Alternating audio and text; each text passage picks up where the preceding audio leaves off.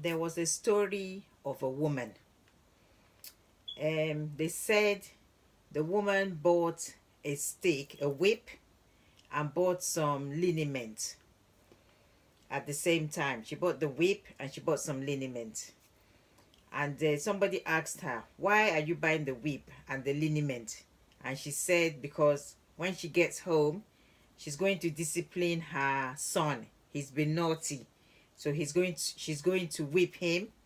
But after whipping him, she's now going to take the liniment and get some hot water, and she's going to press the child's body, and she's going to rub the liniment all over the son, and she's going to draw him closer, and she's going to console him and wipe away his tears."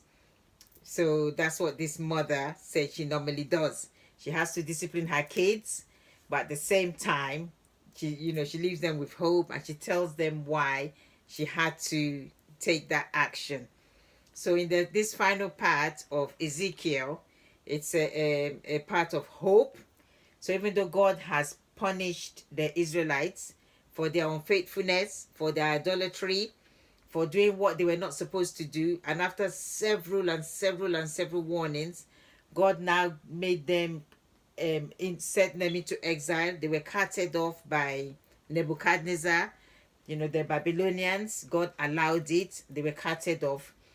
And while they were in exile, God still did not leave them. His glory departed from the temple in Jerusalem. Remember when God showed Ezekiel the vision of them serving idols, worshiping the sun, temple prostitution in the temple.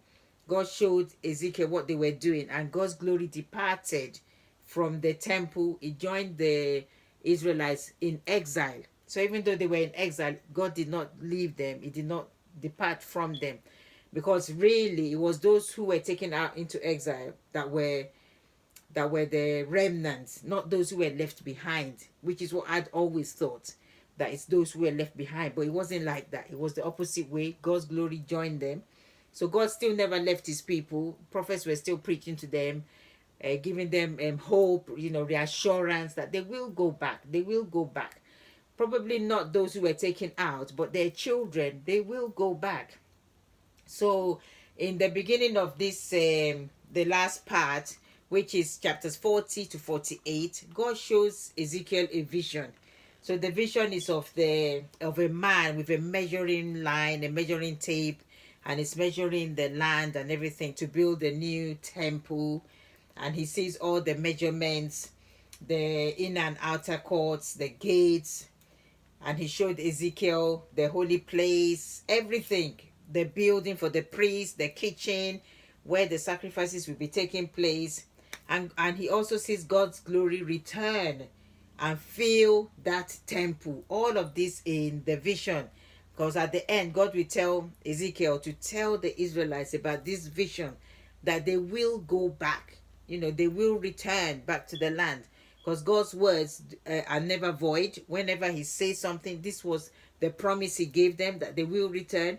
And remember, through all the prophets, they said they will go back. Jeremiah prophesied that they will go back. Daniel saw it in books that it was time to go back. He was praying about it. So obviously it will happen. So this is now the vision that Ezekiel was seeing, that they will go back. And God was telling Ezekiel that when they go back, they will never again profane his name. There will be no more idolatry. There will be no more temple prostitution. And Ezekiel was to tell the people of the plans of the temple, to tell them what he saw, how elaborate this temple is going to be. There's going to be altar and the rules for the sacrifice. It was shown everything. There was the rules for the east gate. And God said nobody should enter the east gate because he has entered through there. Only the prince is allowed to enter. So that gate should be shut, remain closed. Only the prince is allowed to enter the east gate, and he can go in there and eat. And I was wondering who the prince is, but it seems he's a mystery. He might be the ruler of the people in Jerusalem. He's not Christ. So we will see some reasons why he's not Jesus. At first I thought, okay, maybe he's Jesus, but he's not Jesus. So this prince, he'll be a leader over Israel. He will love the Lord, like David. He will serve the Lord. He will own land, which he can give to his sons, and he can also give lands to his servants. But once the servants are released, the land goes back to the prince. He can't take land from other tribes or from other people. So we can see that this can't be Jesus, because he will have sons, he will have land. So, and he's not a Levite, because if he's a Levite, he's not allowed to have land. So I don't know who this prince is. It is a mystery. If you do know, you can comment and let us know. And so God was reminding Ezekiel that before they brought foreigners into the temple. And we will see this in the book of Nehemiah 13. Remember when Nehemiah, I have taught Nehemiah. I will put the clip behind this one. When Nehemiah went on holiday, he came back and he saw that the Levites, the priests, they had all moved out of the temple. So he was wondering, because he had put everything in place before he went away. I don't know how long he went for, but when he came back, things had turned upside down. The priest had moved out. The people had stopped paying the tithes. So the priests had to go back to their own people to eat, because the tithes is meant for the priest to eat, since they don't have land to grow their own crops. They had moved out. And one of the priests, Eliashib, he had moved in Tobiah into the courts. Tobiah is a foreigner. He's not allowed into that space. This priest had moved him in. When Nehemiah saw all of this, he threw all Tobiah's goods out, and he had to cleanse and purify the rooms and restore the grain offerings and everything that was moved out, to give space for Tobiah to live when he's not even supposed to be there. So God is now telling Ezekiel that foreigners will no longer be allowed in there. They weren't supposed to be there anyway, before this priest Eliashib decided to do it. And they were given instructions that the Levites will guard the gates. The Levites now from Zadok's line. Remember, David appointed Zadok as a chief priest. He replaced Abiathar. When Abiathar joined in Absalom, then David replaced him and put in Zadok. And Ezekiel was also shown the rules for the priests, their clothing, their hair. They can't drink wine. They cannot marry widows except widows of other priests. They can't marry divorcees. They can only marry virgins, or except they marry widows of other priests who will not be virgins. Their wives must be Israelites and not foreigners. They must keep the Sabbath.